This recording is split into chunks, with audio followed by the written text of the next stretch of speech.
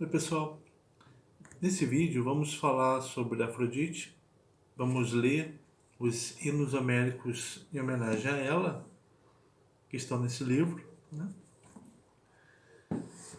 E vamos começar com uma introdução, né? Aproveitando a introdução à deusa que tem nessa mesma edição e também aproveitando outros livros, entre eles o Walter Otto, né? Aquele livro Os Deuses da Grécia, que nós já percorremos aqui no canal. O culto de Afrodite começou há muito tempo. Ele é da época paleolítica, que é de há mais de 7.000 anos antes de Cristo para trás. E ele ocorria na Ásia, ali na Fenícia, que fica na costa da Ásia, e ele foi, com o passar do tempo, foi se aproximando da Grécia, né? E foi sofrendo modificações. No início, ali na Fenícia, a Afrodite era a grande mãe, ou a grande terra. Olha a importância de Afrodite. Ela era a responsável pela harmonia entre o homem e a natureza. Ela tinha esse poder de,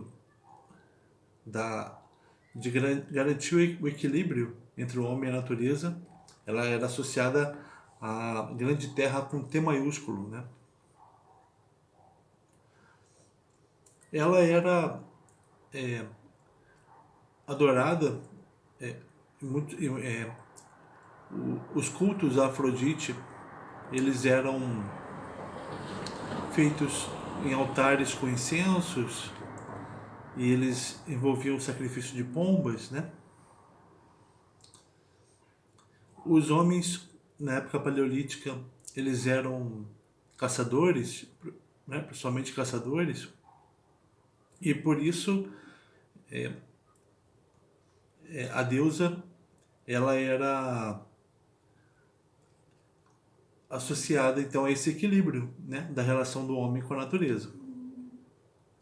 Posteriormente, gradativamente,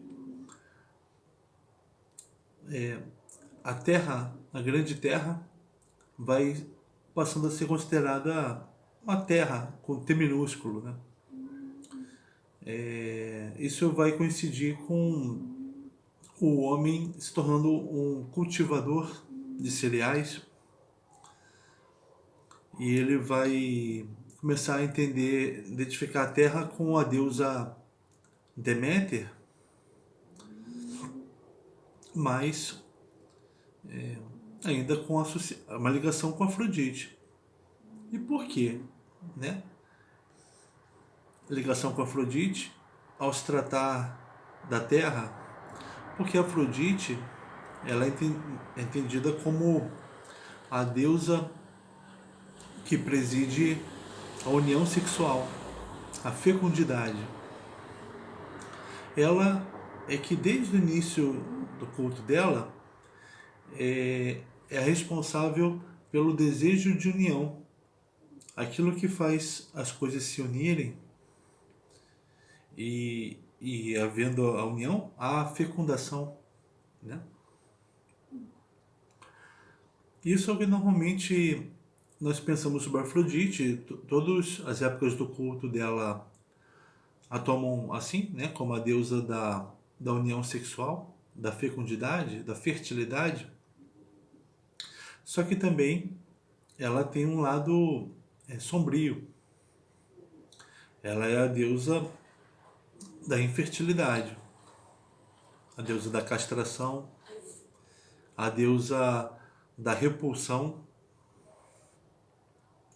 Se você entender que a natureza, que é terra, ela recebe a semente, né? Ela recebe a semente numa parte escura dela, a parte sombria.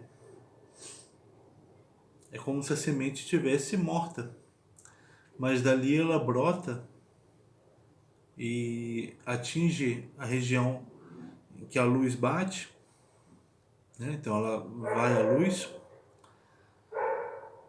e ela cresce, se torna uma planta, com todo o seu, desenvolve todo o seu potencial, e um dia ela vai decair, vai morrer e vai voltar para debaixo da terra.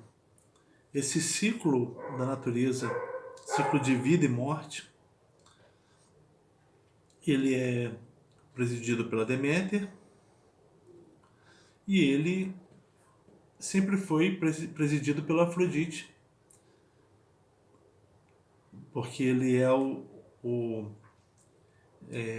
ele é ele diz da união das coisas e da separação das coisas.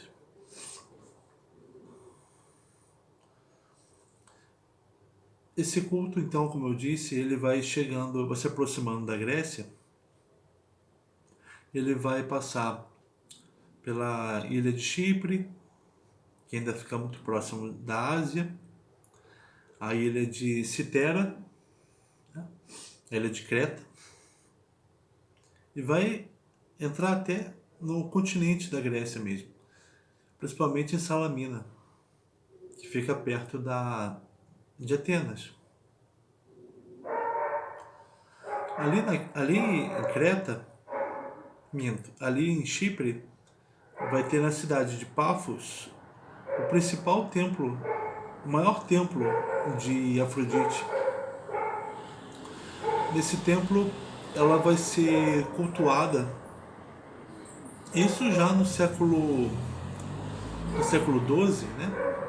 Olha quanto tempo passou para entrar na Grécia, mas ela entrou no século XII a.C., época micênica, ali em Creta, ali na ilha de Chipre, em cidade de Pafos, o maior culto, o maior templo para Afrodite. Ali ela vai ser o culto dela envolve um altar com incensos, envolve sacrifício de pombas, e no santuário dela há a figura do hermafrodita, né? Há uma Afrodite barbada, há um Afrodito ao lado de Afrodite, há também ali as sacerdotisas se prostituem, é considerada uma prostituição sagrada, e ali ela vai ser cultuada como Senhora dos Animais. A senhora, ali em Creta, ali ainda no período que ela está no Chipre, né, ela se torna, se considera que ela deu à luz um touro. Tem uma imagem dela com um touro no colo, um filhote de touro no colo, e ela é acompanhada desse touro, né? Quer dizer, ela é acompanhada de um animal bruto, né? E em Creta, ali no Monte Ida,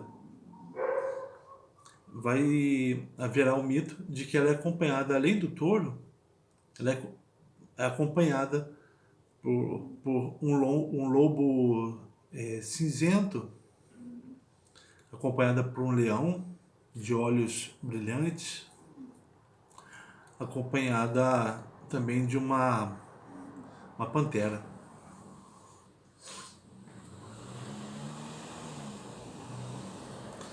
Nas histórias sobre Afrodite, nos mitos, né, a gente tem o seguinte: em Homero, Afrodite é filha de Zeus com Dione. é a deusa do desejo de união sexual.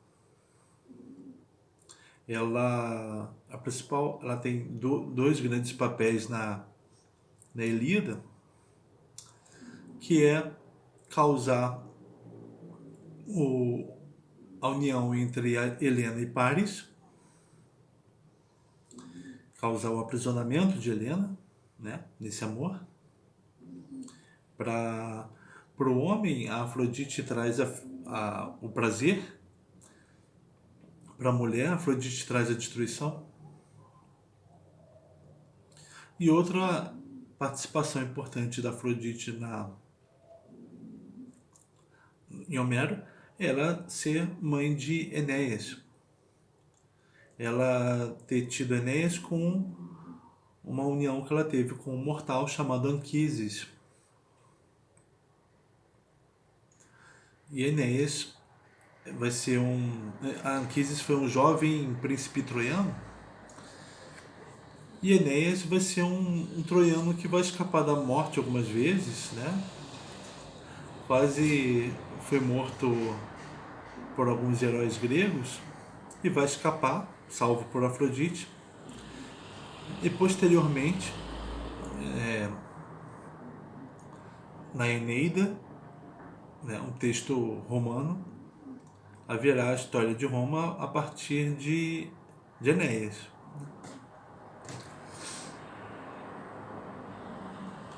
O mito de fundação de Roma, o herói dele é Enéas. Em Hesíodo, há dois mitos para a origem da Afrodite. O Hesíodo, ele retoma a identificação de Afrodite com a Grande Mãe, quando ele conta que ela é filha de Urano, né? Filha do céu. Você lembra que no início, quando a Terra se desdobrou no céu, e o céu todas as noites se deitava sobre a Terra e a fecundava, e quando no amanhecer, né, o céu se desgrudava da Terra. Mas nesse fazer isso, essa aproximação que abafava e esse temporário afastamento, o céu nunca deixava os filhos que ele gerava na Terra virem à luz. Então, numa dessas uniões, né, dessas aproximações do céu com a Terra combinou com Crono, um dos filhos deles, de que ele iria cortar o pênis do céu, usando uma foice, né? E isso foi feito. Quando o céu se deitou sobre a Terra, o Crono veio e castrou o pai, pegou o pênis, jogou para trás, e esse pênis caiu no mar, foi borbulhando e sendo empurrado pelo vento, Zéfiro, e ele foi boiando. Primeiro ele passou por Creta, mas continuou a viagem e foi parar bem próximo de Chipre. E ali da espuma saiu Afrodite. E Afrodite, filha do céu, ela, assim que tocou a terra, assim que nasceu, o mar ficou calmo, ficou um espelho para a beleza dela. E por isso Afrodite é adorada em várias cidades costeiras e os seus marinheiros, muitos marinheiros vão em Pafos, a cidade lá em Chipre, pedir proteção para a deusa para suas viagens, né? Porque ela acalma o mar, ela embeleza o mar, ela é cativante. A deusa que cativa, que encanta, a deusa que deixa tudo. Ela é acompanhada das Cárites, né? Da graça. Então ela faz o mar ficar belo, e quando ela toca a terra, a terra floresce, a terra se torna fecunda. Então Afrodite vai manter para os gregos a aproximação, a identificação com a grande mãe, fértil e protetora dos seus filhos.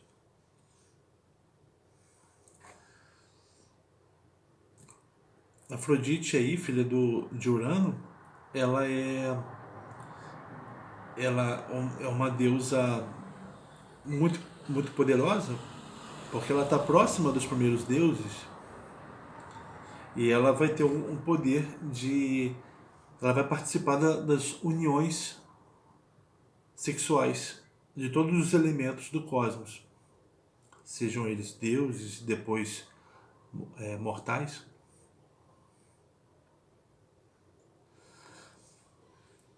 Uma outra história de Afrodite que o Hesíodo conta é que ela é filha de Zeus com Dione, né? E essa é uma Afrodite mais comum, uma Afrodite comum em comparação com a Afrodite filha de Urano, a Afrodite celestial, que tem identificação com a grande mãe asiática, né? Fenícia. No século IV, Platão, no banquete, eles vão falar sobre essas duas Afrodites. A Afrodite, a filha de Urano, como a Afrodite celestial, aquela que preside a união de tudo. E pro que eles contam ali sobre o amor, quando ela preside para o homem o amor elevado, o amor entre o homem mais velho e o jovem, né? E a outra Afrodite, filha de Zeus com Dione, essa Afrodite é Pandemos, Afrodite de todos os homens. Ela não é Afrodite do amor elevado. Ela é Afrodite do amor de qualquer união sexual, né? Até de qualquer união sexual, ou seja, da união não elevada. Então ela preside a união entre o homem e a mulher, né? Ou até a união descuidada entre o homem e o rapaz, né? Para ela é indiferente com quem o homem vai se unir.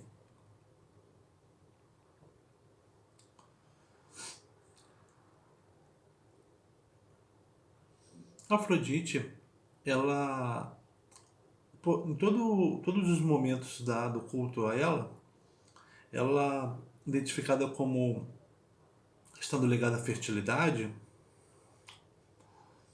e ao desejo de união sexual. Inclusive, quando ela era no Monte Ida, né, que fica em Creta, falando agora um pouco das coisas que ela fez, né? O que se conta é que no Monte Ida ela era acompanhada de animais ferozes, e ali ela fazia com que esses animais ferozes, fazia com que para eles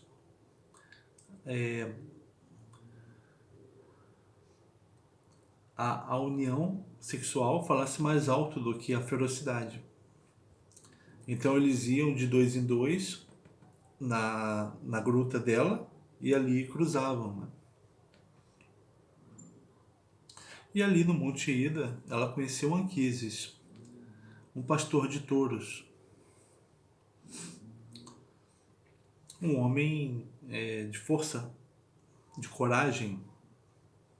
O touro, ele é como o Anquises é como o chefe do, do coletivo de touros. E ela se uniu sexualmente a ele na gruta dela, forrada de peles de animais ferozes que o Anquises abateu. Ele era caçador. E dessa união eles tiveram filhos, né? O Anquises foi um dos casos que ela teve. Anquises é um mortal, mas ela teve um caso com com Ares, né? Ares. E com Ares ela teve alguns filhos, destacando Eros e Anteros. E o marido oficial dela era o Hefesto.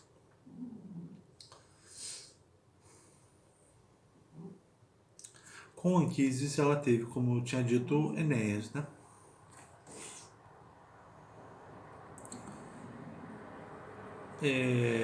Então, o culto a Afrodite sempre a teve como a deusa da fertilidade, aquela que propicia a fertilidade, o desejo sexual. Ela é aquela que faz com que a criatura, ou o discurso, ou a ação sejam belos, sejam graciosos, sejam amáveis. Ela faz com que Helena seja amável, ela faz com que Sócrates, num dos diálogos de Platão, peça a Afrodite para ele fazer um discurso amável. Ela faz com que as coisas sejam amáveis e atraiam o amor, né? Aquilo que é amável é o que atrai o amor. Ela não é a deusa da procura sexual, ela é a deusa da atração sexual. Onde ela toca, atrai o, o amor, cativa os outros, né? E aí ela faz com que a fertilidade ocorra. Mas também ela tem um lado obscuro. Quando a semente toca a terra, ela é enterrada, né? Depois ela brota, né? A planta se desenvolve.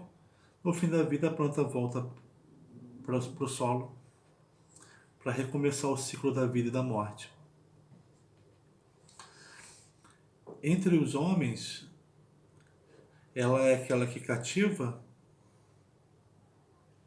Ela parece muito bonita e aí só atrai o homem.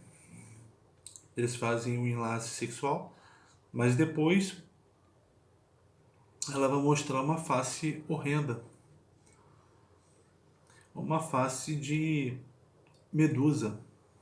Medusa é aquela que é terrível de se olhar, pelos cabelos de serpente.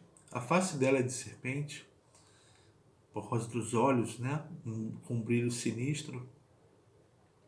Ela é impossível de se olhar diretamente. Então ela causa repulsa.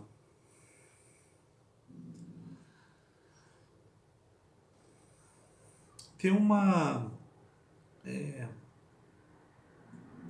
Quando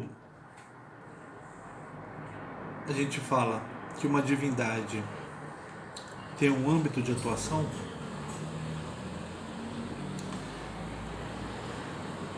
a gente ele preside aquele âmbito de atuação, a gente precisa entender que ele é aquele que ele preside aquele âmbito de atuação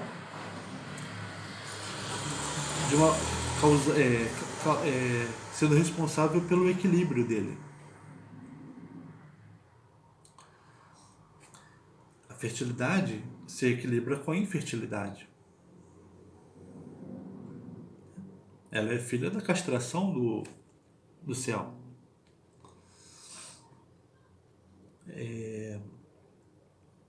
A vida que brota da terra precisa chegar ao seu termo para que uma outra vida brote da terra, para que novas vidas brotem da terra. Aquilo que cativa e causa o fervor, a fervorosa união sexual, depois vai causar a repulsão, o afastamento, que é temporário também. Depois haverá uma nova atração. Então, o âmbito da atração sexual, ele é o âmbito da atração e da repulsão sexual, o âmbito da fertilidade e da infertilidade da terra. Ela é a deusa dos animais, das feras selvagens e das feras selvagens amansadas pelo instinto sexual, instinto de procriação. A Afrodite é linda, mas ela também tem uma cara de serpente, uma cara de górgona.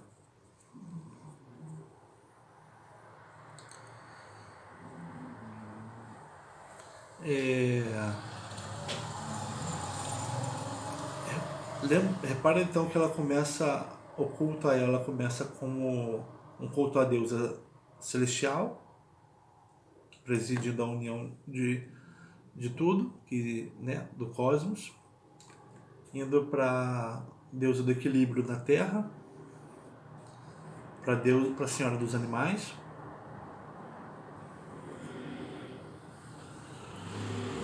e o Hesíodo organiza isso,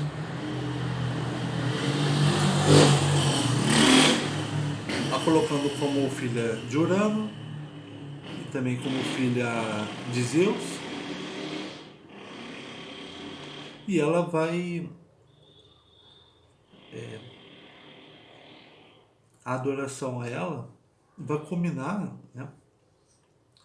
na poesia de Safo, que vai tomar Afrodite do ponto de vista pessoal. A Safo fala o quanto alguém a atrai irresistivelmente e a faz sofrer com essa atração. A faz sofrer demais. Safo vai chamar Afrodite de doce amarga. Então olha essa dubiedade da Afrodite, que acompanha toda a história do culto dela, chegando agora na abordagem do amor individual.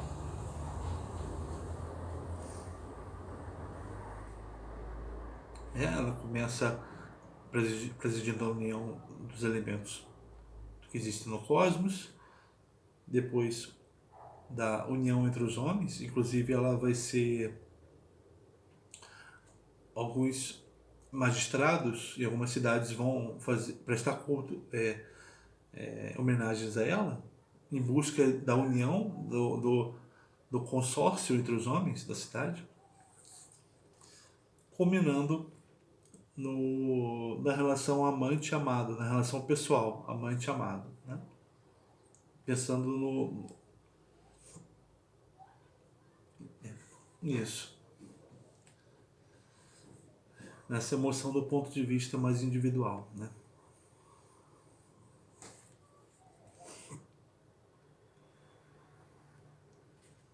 Então vamos ler, depois dessa longa introdução.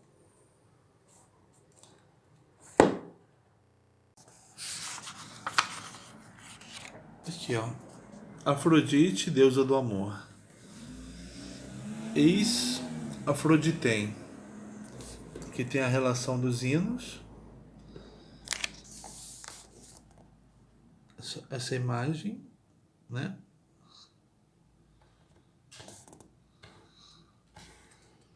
Afrodite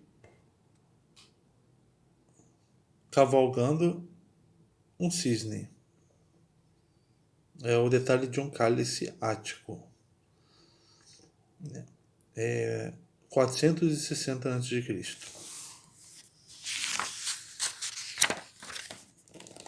Hino 5. A Afrodite. Tradução Flávia Marchetti. Conta-me, musa, sobre os trabalhos de Afrodite de ouro, de Cipres, que fez nascer o doce desejo nos deuses e submeteu a raça dos homens mortais, dos pássaros vindos de Zeus, e todas as feras selvagens que a terra nutre em grande número tanto quanto o mar. Todos são objetos de cuidado dos trabalhos de Citereia, de Bela Coroa. Mas há 3 corações que ela não pode persuadir nem seduzir. A filha de Zeus, que porta a égide, Atena de olhos brilhantes. A ela não agrada os trabalhos da dourada Afrodite. São as guerras que ela ama e o trabalho de Ares, os combates e as lutas. Do mesmo modo que se ocupa dos trabalhos esplêndidos. A primeira, ela ensina aos artesãos que vivem sobre a terra a fazer carros de 4 rodas e também carros de 2 rodas ornados de bronze. É ela que ensina às terras virgens, em seus santuários, os esplêndidos trabalhos para os quais ela põe o gosto na alma de cada uma. Vamos dar uma paradinha. Começa-se invocando a musa, pedindo para que ela cante os trabalhos de Afrodite. Afrodite de Cipres, de Chipre, ela submete os deuses e os mortais e os animais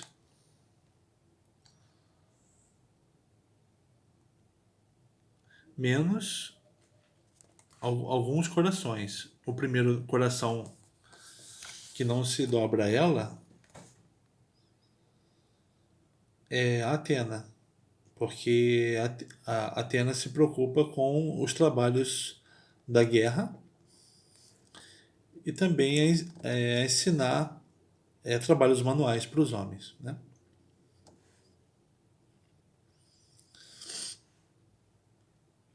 Aqui. Jamais Afrodite, que ama sorrir, poderá submeter às leis do amor a brilhante Ártemis de flechas de ouro. A ela agrada o arco, a matança de caças nas montanhas, as fórminces, forma plural de fórmix.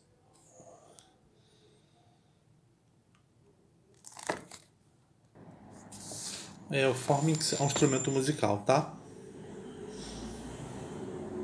os coros, os claros clamores, os bosques umbrosos e a cidade dos homens justos.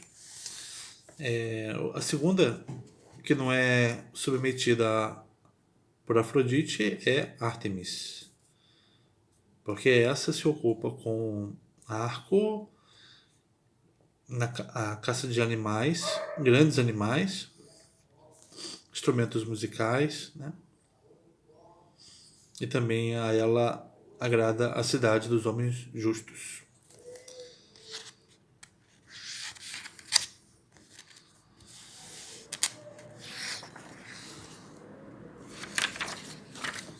Aqui.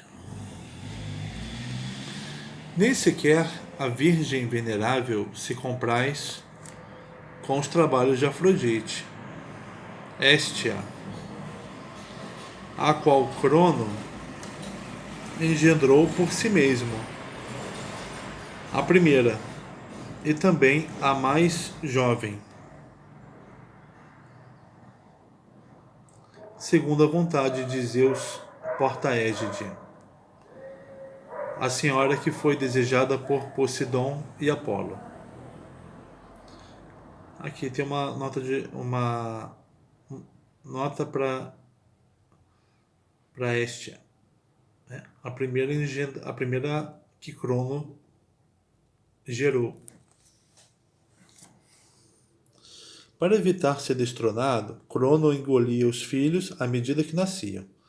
Mais tarde, Zeus forçou-o a regurgitá-los, provavelmente na ordem inversa em que foram engolidos. Por isso, Hestia é a filha mais velha e ao mesmo tempo a mais nova.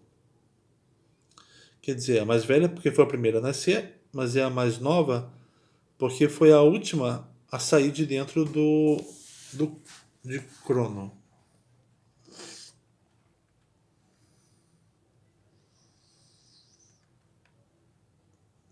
Por isso, a primeira e também a mais jovem, a mais velha e a mais jovem. Segundo a vontade de Zeus, porque Zeus atuou para Crono regurgitar os filhos. E Hestia, né, foi desejada por Poseidon e Apolo. Longe de consentir, ela recusa com firmeza e pronuncia o grande juramento, que é definitivo, tocando a cabeça de Zeus Pai que porta a égide. Permanecer a divina deusa virgem para sempre. No lugar do casamento, Zeus Pai lhe dá um belo privilégio. Ela se fixa no centro da casa, para aí tomar posse das gordas oferendas. Em todos os templos dos deuses, ela é honrada e é, junto dos mortais, objeto de veneração. Hestia jurou ao pai que seria sempre virgem, e em troca se tornou a deusa do lar.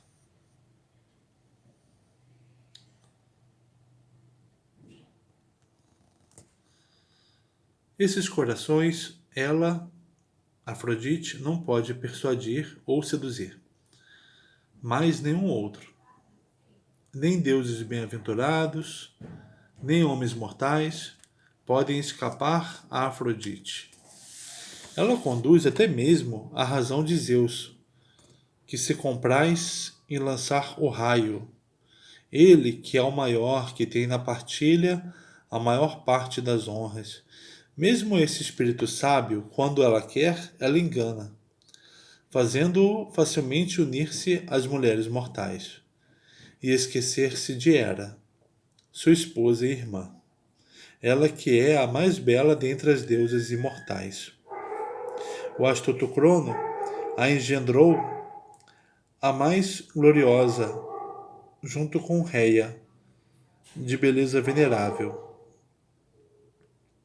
A ela Zeus, de desígnios eternos, fez sua esposa virtuosa e respeitável. Está falando que volta e meia ela engana Zeus, né, fazendo esquecer-se de Hera. Hera caracterizada abaixo como a mais bela dentre as deusas, engendrada por Crono, né, a irmã de Zeus, feita a esposa de Zeus. Mas Zeus, por sua vez, né, a Afrodite, incute no coração o doce desejo de se unir a um homem mortal, para que ela não fosse afastada rapidamente de um leito humano. E assim ela própria, Afrodite, que ama o pênis, nunca diria entre os deuses, vangloriando-se com um doce sorriso, que já havia unido tanto os deuses às mulheres mortais. Zeus fez Afrodite também querer ter sentido esse desejo ao homem mortal. Ela nunca diria entre os deuses, vangloriando-se com um doce sorriso, que já havia unido tanto os deuses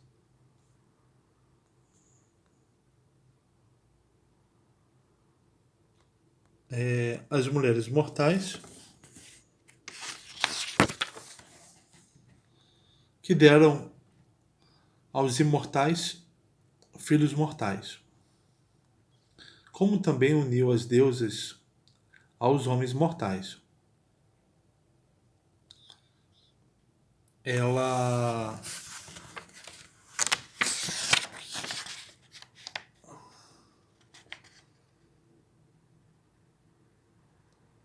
nunca se vangloria de ter feito deuses buscarem mulheres mortais, nem de fazer deuses procurarem homens mortais. Ele, então, Zeus, lhe pôs no coração o doce desejo por Anquises, que apacentava seus bois junto às fontes harmoniosas nas altas montanhas do Ida, e cujo aspecto é semelhante ao dos imortais. Desde o momento em que o vê, Afrodite, amante do pênis, o ama ardentemente, e um terrível desejo se precipita em seu coração. Ela se dirige então a Chipre, penetra em seu templo perfumado, em Pafos, onde ela tem santuário e altar perfumados. Ao entrar, as portas brilhantes ela abre. É lá que as Cárites a banham e a untam com óleo imortal, que é vertido sobre os deuses sempre viventes. Doce ambrosia, que havia sido perfumado só para ela.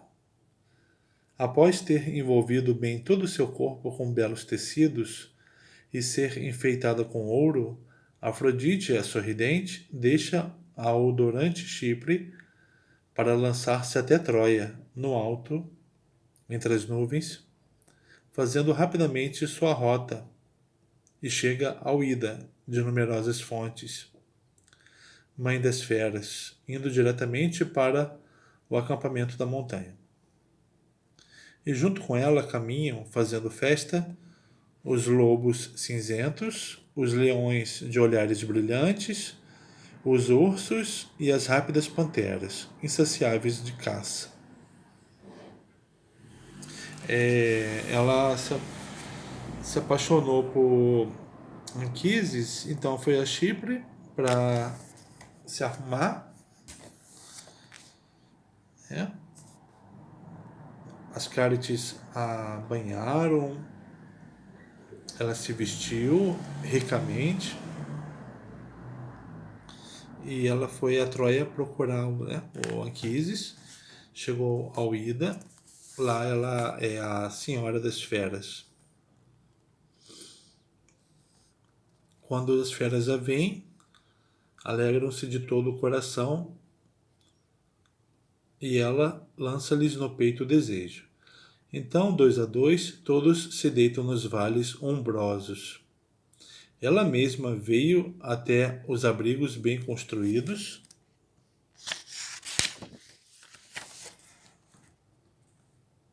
e encontrou-os nos estábulos, abandonado, isolado dos outros, o herói Anquises.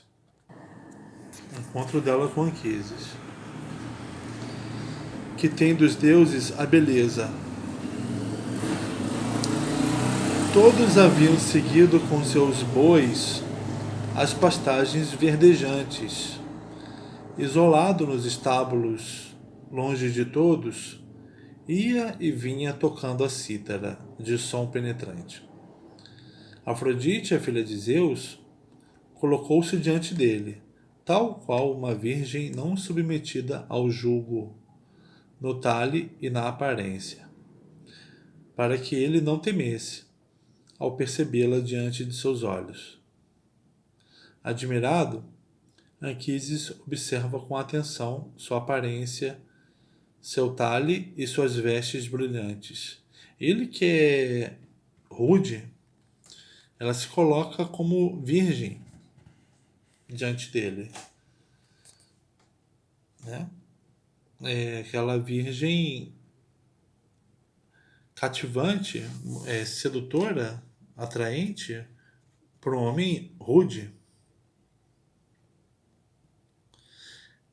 Ela está vestida com um péplo certamente mais brilhante que a chama do sol. Trazia espirais recurvadas e botões de flores brilhantes. Colares magníficos, todos ornados em ouro, em torno de seu delicado pescoço. Como a lua, seu peito delicado brilhava para a admiração do olhar. O desejo apodera-se de Anquises, que lhe diz diretamente estas palavras: Salve, ó soberana que vem a esta minha morada, qualquer que sejas dentre os bem-aventurados, Ártemis, ou Leto, ou a dourada Afrodite, ou a nobre Temis, ou Atena de olhos brilhantes, ou provavelmente alguma das Cárites que aqui viestes. Ele vê que é uma deusa. Elas que acompanham todos os deuses, que se chamam imortais. Ou uma das ninfas que moram nos belos bosques sagrados. As Cárites acompanham os deuses, porque as Cárites fazem os deuses serem cativantes, terem graça. Né? As Cárites são as graças. Ou alguma das ninfas que habitam esta bela montanha, as fontes dos rios e o prado verdejante.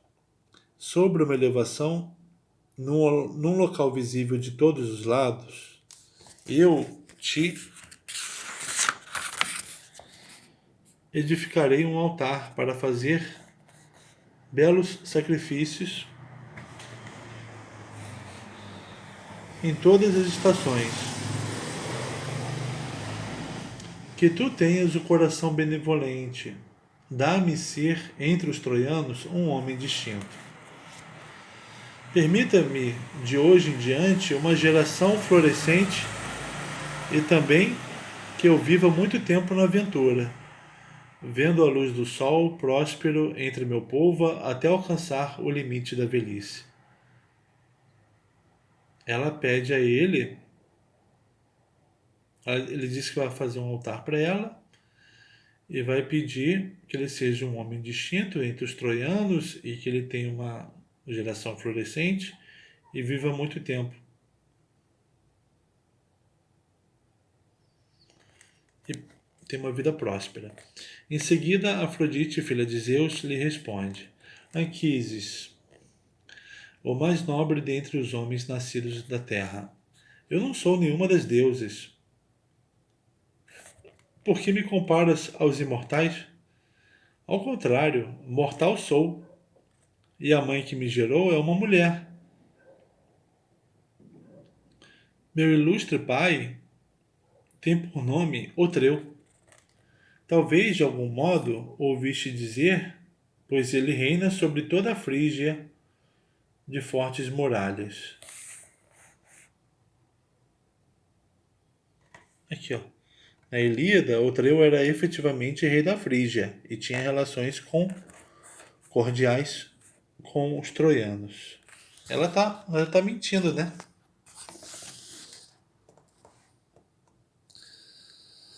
Além disso, eu sei vossa língua tão bem quanto a nossa.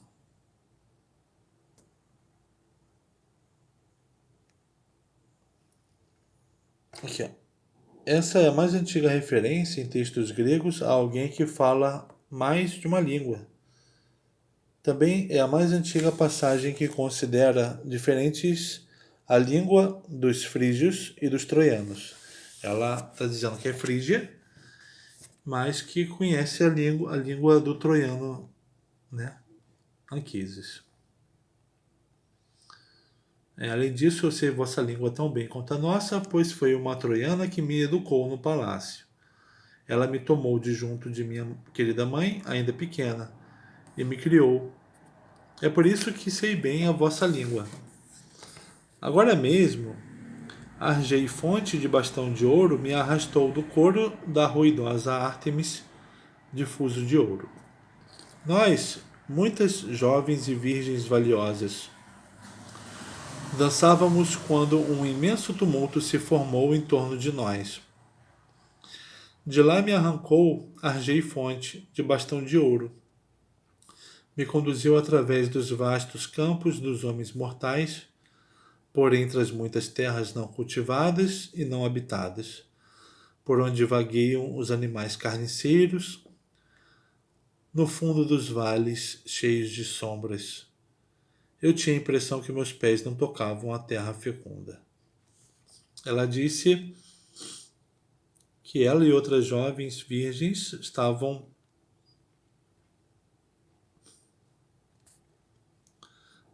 dançando quando houve um tumulto e ela foi salva por Argei Fonte, que a deixou num campo de animais ferozes.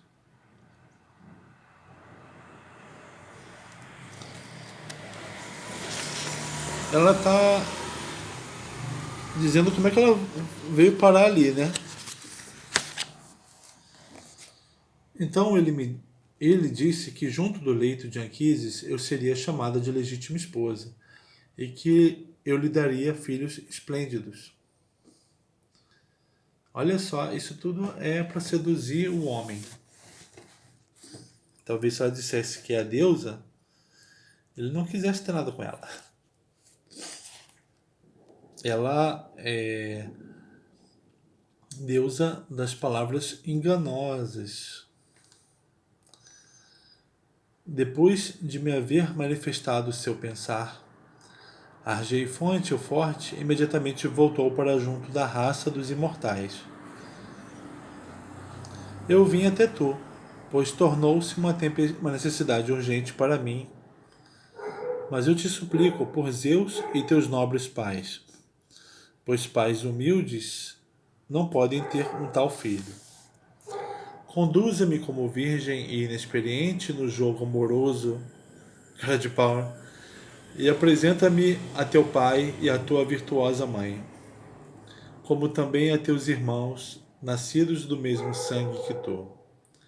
Eu não serei para eles uma mulher indigna, mas igual a eles. Envia rapidamente um mensageiro para a Frígia, de rápidos cavalos, para informar meu pai e minha mãe, que se inquieta muito. Eles te enviarão abundantes vestimentas, tecido e ouro. Aceita este esplêndido dote. Feito isso, oferece um banquete de casamento agradável, caro aos homens e aos deuses imortais. Assim dizendo, a deusa põe em seu coração o doce desejo. O amor se apodera de Anquises, que lhe dirige essas palavras assim se expressando. Se tu és uma mortal, se a mãe que te gerou é uma mulher, se teu ilustre pai tem por nome Otreu, como afirmas, e aqui vens de longe por vontade de Hermes, o mensageiro imortal, tu serás chamada de minha esposa para sempre. Dessa forma, nenhum deus ou homem mortal me impedirá de unir-me contigo numa relação amorosa aqui mesmo, nesse momento, imediatamente. E mesmo se Apolo, o arqueiro de arco de prata, lançasse a flecha dolorosa, eu consentiria, ó mulher semelhante aos deuses,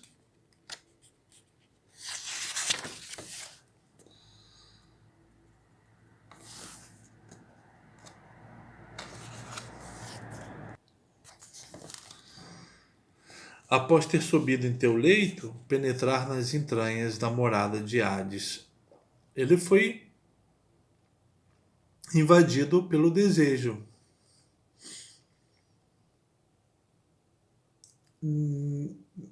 Ele vai se unir a ela imediatamente, mesmo que depois disso ele morra. Assim falando, tomou-lhe as mãos a sorridente Afrodite, voltou-se lentamente, baixou seu belo olhar, lançando-o para o leito bem guarnecido, que ali havia para o príncipe. Mantas macias estendidas, sobre elas as peles de ursos e de leões de forte rugido, que ele mesmo havia matado nas altas montanhas. Quando eles iam subir para o leito bem construído, ele é envolvido pela harmonia, beleza e brilho de seu corpo. Seus broches, espirais recurvadas, flores e colares. Anquises desnuda-lhe a cintura, tira-lhe as vestes brilhantes e coloca-as sobre o trono talxiado com prata. O desnudamento de Afrodite tem paralelo em alguns mitos de deuses orientais da fertilidade, notadamente Inanna. As joias e vestes luxuosas usadas por deusas da fertilidade, como Inanna e Afrodite, diante dos mortais, são uma figurativização de seus poderes fecundantes fertilizantes. Em um hino mesopotâmico, Inanna deve desnudar-se progressivamente enquanto se dirige ao mundo subterrâneo. Dessa forma, ela renuncia aos seus poderes de fertilidade ao entrar no estéril reino dos mortos. No caso de Afrodite, desnudar-se é apenas um reforço de sua união com Anquises, marcada na ação que abre o verso 164. Para os gregos do período arcaico em diante, as expressões desnudar a cintura, desprender o cinto ou desprender a cintura designavam o casamento ou o ato sexual. Sobretudo no caso da primeira noite de uma jovem. Primeira noite de uma jovem, desnudar a cintura, desprender o cinto. Portanto, segundo a vontade e o desígnio divinos, o mortal seduziu uma deusa imortal, sem o saber claramente. Na hora em que os pastores deixam os campos floridos, fazendo voltar o gado e os rebanhos dos fortes carneiros para o curral, então, depois de espargir um sono doce e profundo sobre Anquises, ela envolve o seu corpo com as belas vestes.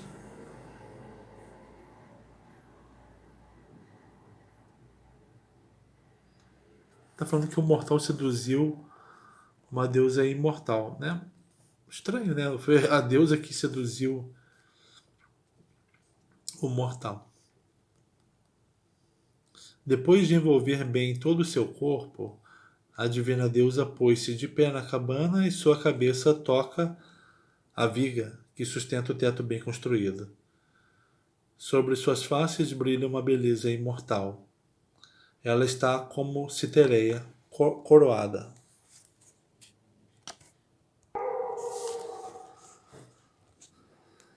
Ela o animou do sono e o chama, dizendo estas palavras: Acorda, Dardânida, porque tu dormes ainda um sono profundo? Dárdano, um dos filhos de Zeus, era o mais remoto ancestral dos reis de Troia. Por isso aquele príncipe é um Dardânida. Explica-me se eu pareço estar tal qual teus olhos me perceberam na primeira vez. Assim disse, e ele muito rapidamente deixa o sono para obedecê-la. No momento que ele vê o pescoço e os belos olhos de Afrodite, é tomado pelo medo e volta seus olhos para o outro lado. Novamente, sob o manto, ele oculta sua bela face e, suplicando, dirige-lhe estas palavras aladas.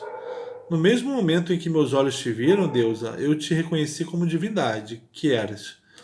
Mas tu não me falastes com sinceridade. Eu te suplico, por Zeus, que porta a égide, não me deixes viver impotente entre os homens, mas tem piedade, pois não chega ao florescimento da vida o homem que se deita com as deusas imortais. Problemas que acometem um mortal que ousa unir-se com uma deusa formam, possivelmente, tema de origem asiática. Ver, por exemplo, o relato de Gilgamesh sobre os amores de Ishtar, no épico de Gilgamesh. Nos textos gregos, esse conceito só aparece nesse hino e na Odisseia. Hesíodo, por sua vez, não relata qualquer óbice aos mortais que se uniram a deusas. Olha só, né? Ele era fértil, foi atraído e agora é repulsado, vê que ela é uma divindade pela mudança que ela teve aos olhos dele, né? E tem medo da infertilidade. Esse é o âmbito de atuação dela. A atração e a repulsão sexuais, a fertilidade e infertilidade. Ela atua nisso, ela conhece como se faz, ela conhece a atração e a repulsão. Igual no vídeo anterior a gente falou das musas, elas conhecem a verdade e a mentira, e elas decidem, deliberam entre uma e outra. A Afrodite conhece a atração sexual, ela delibera entre a atração e a repulsão. Os homens não conhecem a verdade, as coisas, então não discernem entre verdade e mentira, e os homens não controlam a atração e a repulsão sexual.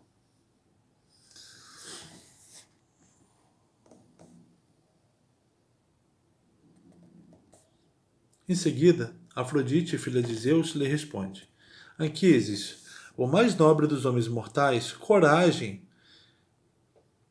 e que teu espírito não te inquiete, não se inquiete terrivelmente.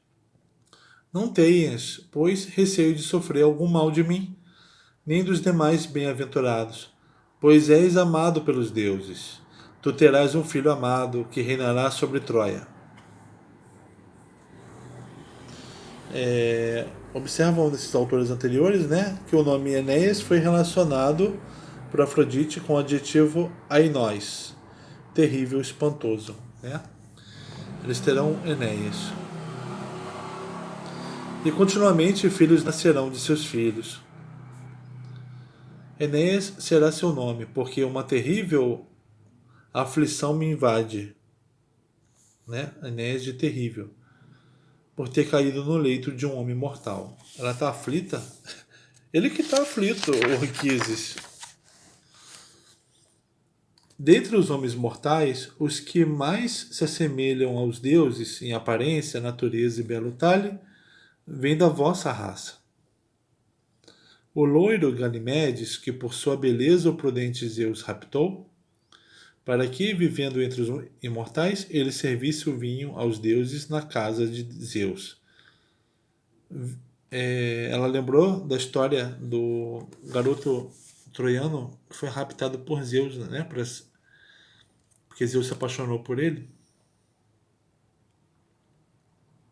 Vê-lo causa admiração e todos os imortais honram aquele que verte o néctar vermelho em uma cratera de ouro. Ele foi tornado copeiro dos deuses. Caiu sobre o coração de Trois uma dor insuportável por não saber para onde a divina tempestade teria levado seu amado filho. Ele então lamenta-se continuamente todo dia. Zeus, apiedando-se dele, envia-lhe como resgate por seu filho cavalos fogosos, aqueles que portam os imortais.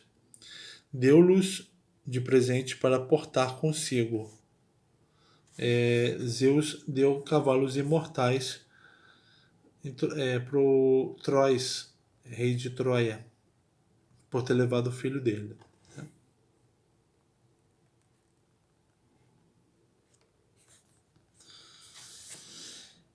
Por ordem de Zeus, Argeifonte, o mensageiro, lhe diz: assim como os imortais, teu filho será sempre jovem, igual aos deuses.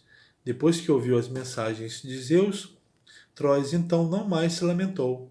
Alegrou-se em seu espírito e, pleno de alegria, se fez levar por seus cavalos de pés rápidos como a tempestade. Ainda da tua raça, Títono, ela está contando histórias dos troianos, né, para o Anquises, histórias de como o amor compensa, como os deuses recompensam os mortais, né? O Anquises que estava com medo do que ia acontecer com ele, por ter se unido a uma deusa. Ainda da tua raça, Títono, semelhante aos imortais, foi apanhado por Eos, de trono de ouro. Ela subiu para ir pedir ao filho de Crono, senhor das nuvens sombrias, que Títono fosse imortal e vivesse para sempre. Zeus, fazendo o sinal de aprovação, realizou seu desejo. E refletidamente não veio ao espírito de Eos, Augusta, pedir a juventude e afastar a velhice funesta. Ih, caramba! A Eos se apaixonou por Títono e pediu para Zeus fazê-lo viver para sempre, mas não pediu para afastar a velhice. Enquanto ele conservar a alegre juventude,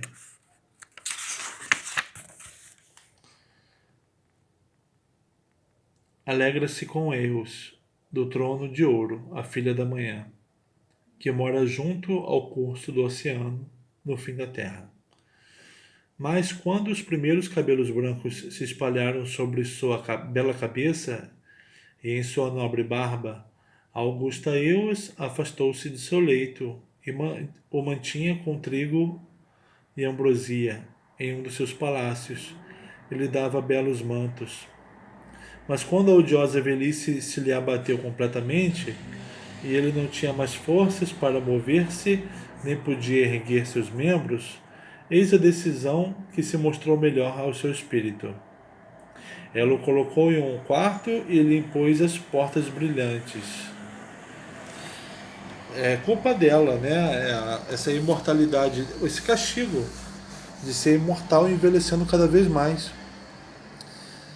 Assim ele emite continuamente um fluxo de som, não tem mais vigor algum que reste em seus membros flexíveis tal qual antes. As cigarras ficam barulhentas ao nascer do dia. Consta que Títono transformou-se em uma delas.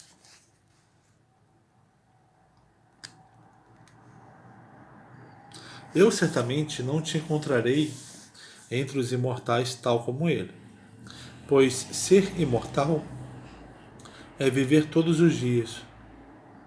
Mas se vivesses, belo e elegante tal qual és, serias chamado de meu esposo, e nunca a aflição envolveria meu forte coração. Mas sem dúvida, a velhice cruel vai te envolver, pois ela se aproxima dos homens. Funesta, fatigante, e mesmo os deuses a detestam. Depois, para mim, haveria sempre entre os deuses imortais e de parte a parte um grande ultraje por tua causa.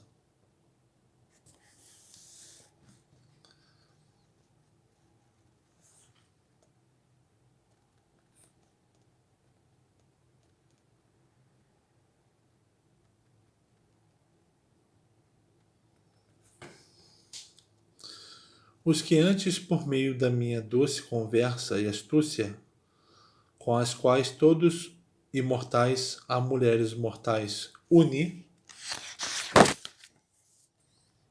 temo. E ela estava falando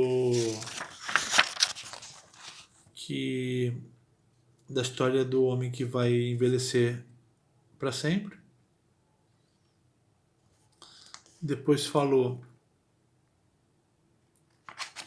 que ela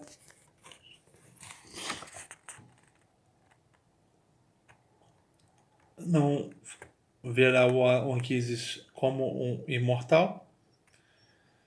Falou que ele vai ser mortal, vivendo belo e elegante até chegar à velhice.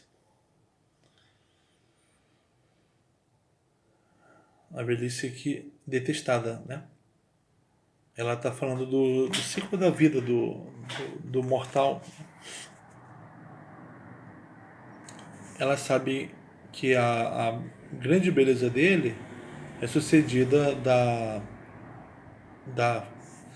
pela velhice, pela decadência.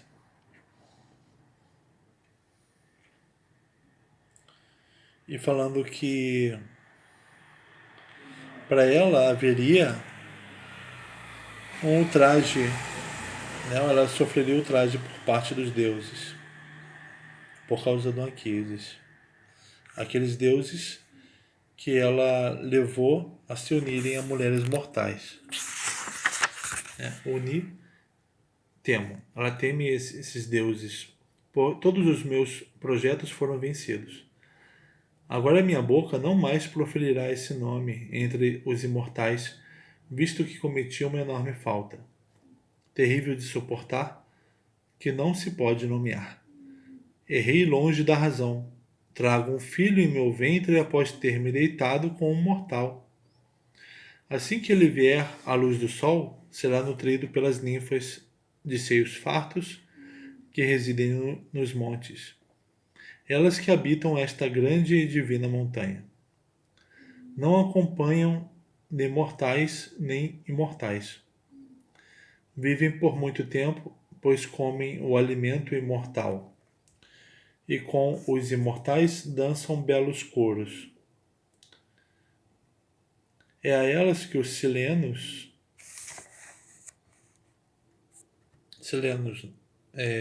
são homens, são criaturas, homens não, né? Criaturas semelhantes a bodes, né? As ninfas vivem com os silenos, elas vão nutrir o filho dela. Ela não pode ficar com o filho dela porque ela vai ser ridicularizada pelos outros deuses. É a elas, as ninfas, que os silenos e o vigilante Argeifonte se unem amorosamente no fundo das grutas encantadoras.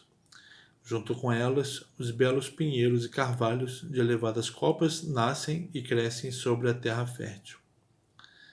Bela e luxuriante nas montanhas elevadas. Eles se elevam imensos e são chamados de bosques sagrados dos imortais. Nenhum mortal os abate com o ferro. Elas habitam, as ninfas, lugares virgens.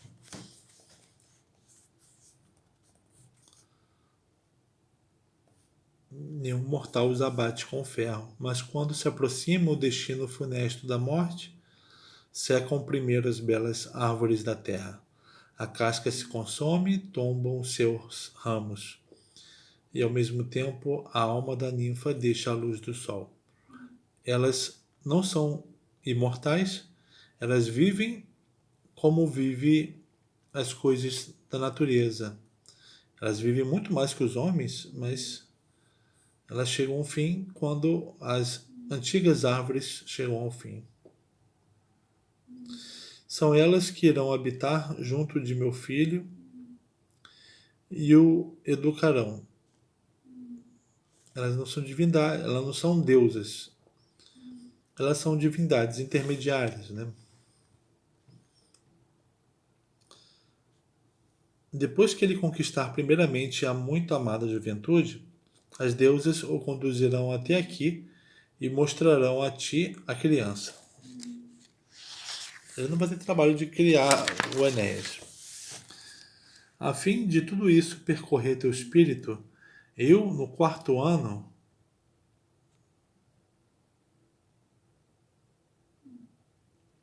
aqui ó, o termo usado no texto grego é pempton, 5 anos. Mas como os gregos contam a partir de 1 e não de 0, seria para nós o 4º ano de vida da criança.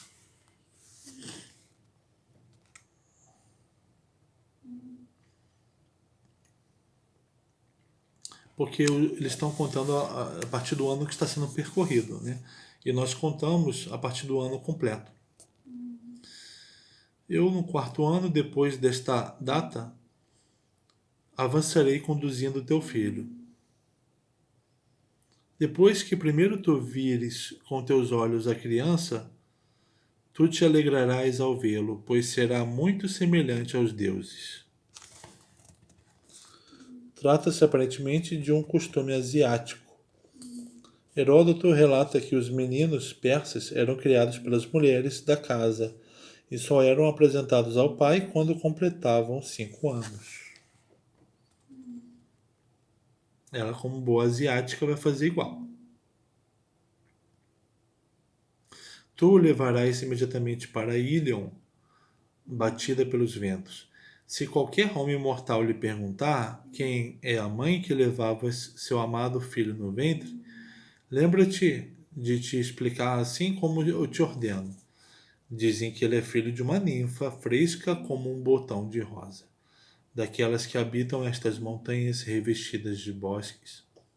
Se disseres, vangloriando-te irrefletidamente em teu espírito, que tu te uniste em relações amorosas com Citereia de bela coroa, Zeus em sua cólera lançará sobre ti o raio flamejante. Zeus fez a Afrodite se encantar por Anquises. Ela deu vazão a isso, agora ela não quer que ele diga que ele se uniu a ela, né? Que aquele filho é dele com uma deusa. Ele deve dizer que foi uma filha dele, um filho dele com uma ninfa. Caso ele diga que é filho da Afrodite, Zeus vai lançar um raio em cima dele. Ó, isso realmente acabou ocorrendo. Tá no Laocoonte, tragédia perdida de Sófocles. Claro que aquilo que é dito que vai acontecer ocorre, né? Está tudo dito. Sê prudente em teu espírito e preserva-te. Sem nomear-me. Teme a cólera divina. Assim falando, ela se lançou no céu batido pelos ventos. Salve deusa que reina sobre Chipre bem construída. Tendo começado por ti, passarei para um outro hino. Tem mais esse hino, que é só essa página aqui. Hino Homérico 6, a Afrodite. Cantarei a bela Afrodite de coroa de ouro, deusa veneranda que se tornou senhora de todos os adornos de Chipre, que fica junto ao mar, onde o forte sopro úmido de Zéfiro a levou do alto da onda do mar ressonante, entre a branda espuma.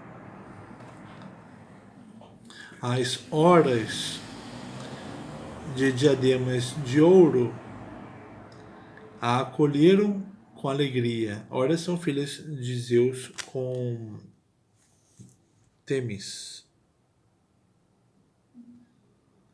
As horas de diademas de ouro a acolheram com alegria e lhe deram vestes imortais. Sobre a cabeça divina, elas colocaram uma bela e bem trabalhada coroa de ouro. Nos lóbulos da orelha, brincos de flores de ouropel e de ouro precioso. Elas ornaram seu tenro colo e sua garganta argêntea de colares de ouro, com os quais elas mesmas, as horas, com diademas de ouro, ornadas iam para o gracioso coro dos deuses na morada de seu pai. Após ter posto sobre seu corpo todos esses ornamentos, elas a conduziam até os imortais.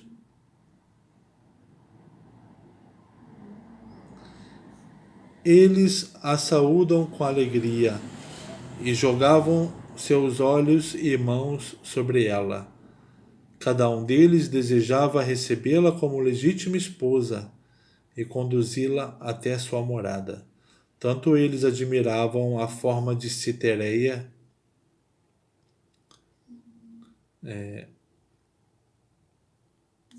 relativa a Chipre, né? Coroada de violetas, salve deusa dos olhos brilhantes e de doce sorriso. Permita-me arrebatar a vitória neste concurso e dá-me compor meu canto.